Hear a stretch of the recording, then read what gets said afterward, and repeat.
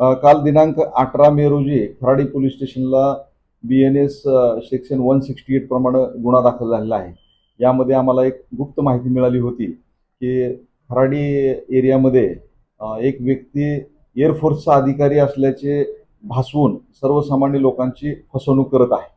त्या अनुषंगानं आम्ही आणि मिलिटरी इंटेलिजन्सचे स्टाफ यांनी यातील जे आरोपी आहेत गौरव कुमार दिनेश कुमार, जे मूळचे अलीगड उत्तर प्रदेश येथील आहेत, त्यांच्या फ्लॅटवरती छापा टाकला असता आम्हाला त्या ठिकाणी एअरफोर्सचे 2 टी-शर्ट, आर्मीची कॉम्बॅट पॅन्ट, एअरफोर्स शूज, एअरफोर्सचे 2 बॅचेस वगैरे मिळालेले आहेत.